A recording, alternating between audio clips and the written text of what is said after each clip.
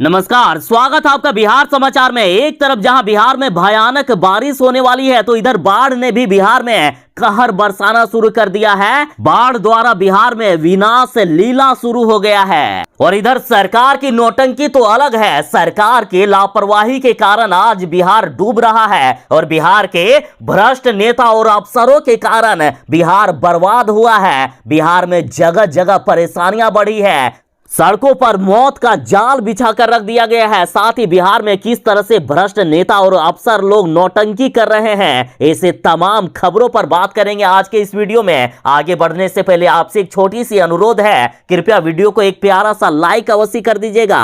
आप एक लाइक करेंगे इसी उम्मीद से तो हम वीडियो बनाते हैं। बिहार में भयानक बारिश हो रही है। पटना की बात करें तो पटना में 11 साल में दूसरी बार सबसे ज्यादा बारिश हुई और आज मौसम विभाग ने चेतावनी दे दी है कि आज बिहार के सभी 38 जिलों में भयानक बारिश हो सकती है और खतरा अभी टला नहीं है। मौसम विभाग का कहना है कि अगले 3 दिनों तक बिहार में बारिश तबाही मचाएगी और लगातार हो रही बारिश के कारण लोगों का जनजीवन अस्त व्यस्त हो रहा है। जगह जगह जल जमाव हो रहा है और कई इलाकों में सड़कों पर 2 से 3 फीट तक पानी बह रहा है। पैदल चलना भी मुश्किल हो जा रहा है और इधर वज्रपात का अलग ही खतरा है। बीते 2 दिनों में वज्रपात से 23 लोगों की मौत हो गई है और वैसे तो आज बिहार के सभी जिलों में बारिश होने की बात कही गई है, लेकिन फिर भी मौसम विभाग ने कुछ जिलों में जहां भयानक बारिश हो सकती है उन जिलों का नाम बताया है। तो आज बिहार के पटना, गया, नालंदा, शेखपुरा, जहानाबाद, नवादा, बेगूसराय, लखीसराय, बक्सर, भोजपुर, रोहतास, भभुआ, औरंगाबाद, अरवल, सीतामढ़ी, मधुबनी, मुजफ्फरपुर, दरभंगा, वैशाली, शिवहर, समस्तीपुर, पश्चिमी चंपारण, पूर्वी चंपारण, सिवान, सारण, गोपालगंज, सुपौल, अररिया, किशनगंज, मधेपुरा, सहरसा, पूर्णिया, कटिहार, भागलपुर, बांका, जमुई, मुंगेर और खगड़िया जिलों में भयानक बारिश को लेकर लोगों को सावधान किया है। सरकार की नौटंकी के कारण और बिहार के भ्रष्ट नेता, भ्रष्ट अफसर, भ्रष्ट इंजीनियर के कारण बिहार आज बर्बाद हो रहा है। बिहार में बारिश और जलजमाव से उतने लोग परेशान नहीं हैं जितने सरकार की नौटंकी के कारण लोग परेशान हैं। सड़कों पर मौत का जाल बिछा कर रख दिया गया है, जगह जगह पर सड़कें खोद कर रख दी गई है और कहीं आधी अधूरी ही मरम्मत करके छोड़ दिया गया है। देखिए, सरकार ने जो गाइडलाइन जारी किया था उसके अनुसार 15 जून तक सभी काम पूरे कर लिए जाने थे, सभी सड़कों की मरम्मत कर ली जानी थी या फिर जो सड़कों पर गड्ढे खोदे गए हैं उनको भर दिया जाना था। लेकिन ये बिहार के भ्रष्ट नेता और अफसर लोग काहेला काम करेंगे? इन लोगों को बस एक ही काम करना आता है, बस भ्रष्टाचार करना, कि कैसे जनता के पैसे को ये लोग लूट सके। देखिए, सड़कों के बीचों बीच किस तरह से गड्ढा खोद कर छोड़ दिया गया है और इसमें से कोई घुसकर मर ना जाए और सरकार की और बदनामी ना हो, इसके लिए एक बांस का डंडा भर के रख दिया गया है। मतलब हद है यार। देखिए, पाटलिपुत्रा कॉलोनी में पाइपलाइन बिछाने वाली एजेंसी ने सड़कों की मरम्मत नहीं की और इससे सभी सड़कों पर बड़े बड़े गड्ढे खतरनाक हो गए हैं और जब बारिश आया, इन सड़कों पर जब पानी भर गया तो ये सड़कें काफी खतरनाक हो गई। लगातार लोगों के हाथ पैर जब इसमें टूटने लगे तब जाकर इन लोगों की नींद खुली। और देखिए इनकी नौटंकी, बुधवार को जब बारिश थम गई तो त्रिभुवन स्कूल वाले रोड को आनन फानन में सीमेंट व महीन गिट्टी देकर ढलाई की गई। करीब 500 मीटर के पेंच में काम किया गया, लेकिन गुरुवार जब तेज बारिश हुई तो पूरी सड़क पहले जैसी थी वैसे ही हो गई जैसे पहले था। मतलब पूरे के पूरे पैसे की बर्बादी, यानी 154 करोड़ रुपए बहा दिए गए। जनता के पैसे को देख लीजिए किस तरह से बर्बाद किया जा रहा है। ये लोग समय पर काम नहीं करते हैं और जब देखा जाता है कि अब बचने का कोई उपाय नहीं है तब जनता के पैसे की बर्बादी होती है। और थोड़ी देर पहले जो बीचों बीच सड़क पर गड्ढे की बात कर रहे थे, दरअसल ये तस्वीर है गांधी मैदान से मुसल्लहपुर हाट जाने वाली मुख्य सड़क की। यहाँ बीचों बीच गड्ढा खोदकर छोड़ दिया गया है और नगर निगम या एजेंसी ने बैरिकेडिंग भी नहीं की और लोग इसमें कहीं गिरकर मर ना जाए, लोगों के हाथ पैर ना टूट जाए, इसके लिए एक बांस का डंडा रख दिया गया है। ताकि लोगों को कम से कम दिखाई पड़े कि यहाँ गड्ढा है और इसमें घुसकर मरना नहीं है। और अब तो हाईकोर्ट भी सरकार की नौटंकी देखकर परेशान हो गई है। हाईकोर्ट ने जल जमाव को लेकर निगम व वुडको से जवाब मांगा है। और बात करें कि पटना सिटी से कंकड़बाग और पाटलिपुत्रा से दीघा तक खोदी गई सड़कों की, तो इन सब में करीब 150 किलोमीटर के सड़कीय पेंच में 563 जगहों पर गड्ढे बन गए हैं और जिन पर वाहनों का परिचालन खतरनाक हो गया है। कभी भी बड़ा हादसा हो सकता है और कई जगहों पर तो पानी में पूरी तरह से सड़कें डूब गई है। इतना ही नहीं, शहर में करीब 2000 मैनहोल के ढक्कन टूटे और खुले हुए हैं। बिहार सरकार ने गरीबों के लिए बड़ा ऐलान कर दिया है। गरीबों को आवास बनाकर, कॉलोनी बनाकर उसमें फ्री में रहने के लिए सरकार देगी। देखिए, बिहार में जिन गरीबों के पास घर बनाने के लिए जमीन नहीं है या फिर उतने पैसे नहीं है कि जमीन खरीद सके, तो उन लोगों के लिए सरकार बिहार में मोदी नीतीश नगर बना रही है। बिहार सरकार बेघरों और गरीबों के लिए बड़ी योजना ले आई है। तो आखिर इसे बनाने के लिए पैसे कहां से आएंगे सरकार के पास? तो देखिए, प्रधानमंत्री आवास योजना के पैसों का इस्तेमाल होगा और बिहार के हर जिलों में इस प्रकार की कॉलोनी बनाई जाएगी। मान लीजिए कि किसी जिले में एक कॉलोनी बनती है तो वहां मोदी नीतीश नगर नाम दिया जाएगा और जहां 2 कॉलोनी या 2 से अधिक बनती है तो वहां अलग अलग नाम, किसी का मोदी नगर तो किसी का नीतीश नगर नाम दिया जाएगा। और गरीबों को सरकार इन कॉलोनियों में रहने के लिए देगी और उसके लिए भाड़ा वाड़ा कुछ नहीं लगने वाला है, बिल्कुल फ्री में होने वाला है। और साथ ही कई सुविधाएं मिलेगी, जैसे कॉलोनी में बिजली, पानी, सड़क, बच्चों के खेलने के लिए मैदान समेत तमाम मूलभूत सुविधाएं होगी। तो आखिर कितने दिनों के लिए रहने दिया जाएगा? तो देखिए, एक बार यदि किसी को कॉलोनी मिल गई तो उन्हें कभी नहीं हटाया जाएगा और साथ ही इस जमीन को संबंधित परिवार कभी किसी को बेच नहीं पाएंगे। ये उनके पुश्तैनी संपत्ति की तरह हो जाएगी। और इस वित्तीय वर्ष के दौरान 10,000 व आगामी 3 वर्षों में 50,000 परिवारों के लिए कॉलोनियों का निर्माण किया जाएगा। और साथ ही जिनके नाम पर पहले पीएम आवास पास हो चुका है या सूची में जिनका नाम है और यदि उनके पास भी जमीन खरीदने के लिए पैसे नहीं है तो सरकार तो उनको पैसे देने वाली है, वो भी घोषणा हो गया है।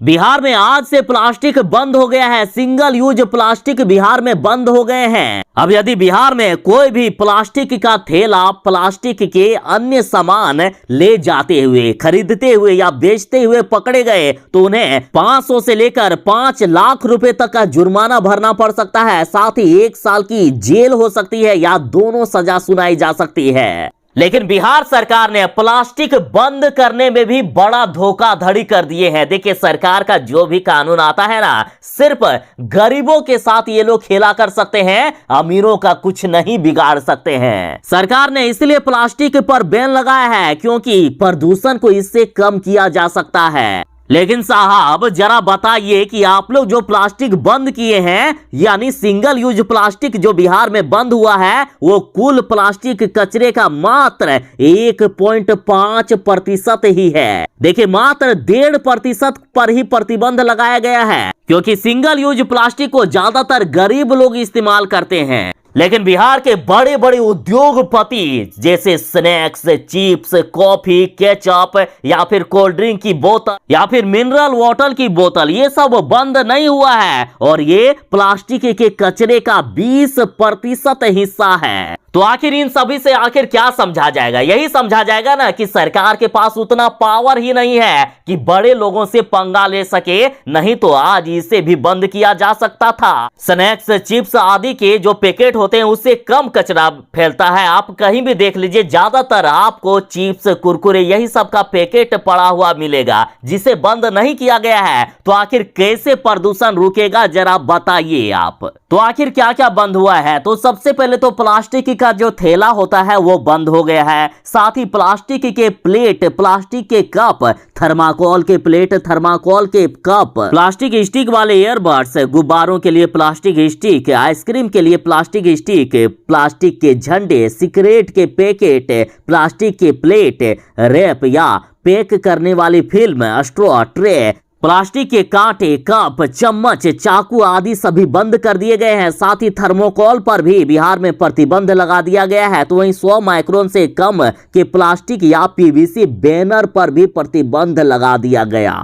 और सरकार ने जो ये गलत काम किया है, लोगों में उसके प्रति आक्रोश है। लगातार लोग अब सवाल उठा रहे हैं कि आखिर बहुराष्ट्रीय और देसी बड़ी कंपनियों को प्लास्टिक का उपयोग करने की क्यों छूट दी गई है? आखिर इस तरह का सौतेला व्यवहार क्यों किया गया? अरे साहब, यदि प्लास्टिक बंद करना है तो पूरी तरह से बंद करो ना। बड़े कंपनियों को आप प्लास्टिक यूज करने के लिए दे रहे हो, और जो छोटी कंपनियां हैं या जो गरीब लोग यूज करते थे, जो कि मात्र 1.5% है, उसको आप बंद करके वाहवाही लूट रहे हो। बाकी जो बड़ी कंपनियां जैसे चिप्स, कुरकुरे आदि वाले जो प्लास्टिक यूज करते हैं और उससे जो कचरा बनता है वो 20% तक है, उनको आप बैन कीजिए ना।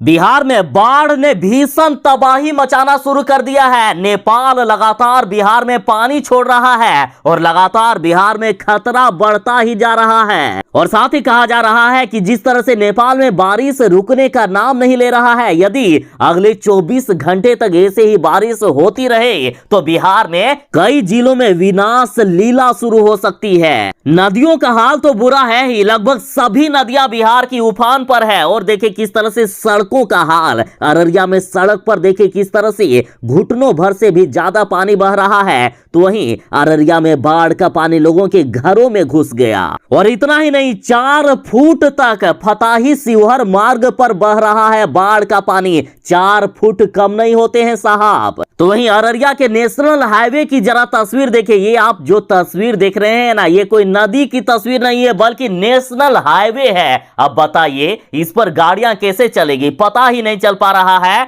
कि कहां रोड है और कहां गड्ढा। नेशनल हाईवे 327E पर बाढ़ का पानी आ जाने से बड़े वाहनों का आवागमन रोक दिया गया है। तो वहीं अररिया बांसवाड़ी सड़क पर देखिए किस तरह से परमान नदी का पानी बह रहा है। नेपाल द्वारा पानी छोड़े जाने के कारण बिहार की नदियां अभी से ही विनाश लीला शुरू कर दिए हैं। किशनगंज में 6 से अधिक सड़क व 2 पुल का अप्रोच ध्वस्त हो गया है। अररिया व किशनगंज जिले के 4 दर्जन से भी अधिक गांव बाढ़ की चपेट में आ गए। बेतिया के चौतरवा में टूट गया है मसान नदी पर बना सुरक्षात्मक बांध। ग्रामीणों ने करीब 8 लाख रुपए चंदा इकट्ठा करके खुद इस बांध का निर्माण कराया था, क्योंकि लोग भी समझ चुके हैं कि सरकार से कुछ होने जाने वाला नहीं है। सरकार हर साल की तरह इस बार भी बिहार को बाढ़ में डुबाने वाली है। और जब लोगों ने खुद चंदा इकट्ठा करके इस बांध का निर्माण किया, लेकिन इस बांध को भी तोड़ दिया गया है। तो इधर सीतामढ़ी के बाजपट्टी में मरहा नदी के जलस्तर में वृद्धि हो गई है। आधा दर्जन गांवों के निचले इलाकों में बाढ़ का पानी फैल गया, लोगों में दहशत है। सुपौल की बात करें तो सुपौल जिला में 20,000 की आबादी बाढ़ से प्रभावित अभी से ही हो गई। अररिया के नगर परिषद क्षेत्र का जरा तस्वीर देखिए किस तरह से लोग सड़कों पर नाव बनाकर आने जाने को विवश हैं। क्या करेंगे पता ही नहीं चल पा रहा है, किधर रोड है किधर क्या। और सड़कों पर भी कमर भर से ज्यादा पानी बह रहा है, तो गाड़ियां चलना पॉसिबल नहीं है। नाव बनाकर लोग आवागमन कर रहे हैं, लोगों के घरों तक में पानी घुस गया है। और इधर मधुबनी और सीतामढ़ी में भी बाढ़ जैसे हालात पैदा हो गए हैं। सीतामढ़ी में कई गांव में बाढ़ का पानी, बागमती नदी का पानी घुस गया है। सीतामढ़ी के कई इलाकों के स्कूल भी अब बंद हो रहे हैं, स्कूलों में भी पानी घुस गया है। अररिया और किशनगंज जिले में नूना, बकरा, परमान, कनकई, बहेलिया, भलुआ, रतवा नदियों का कहर जारी है। और यहाँ 50,000 से भी ज्यादा लोग बाढ़ से प्रभावित हैं।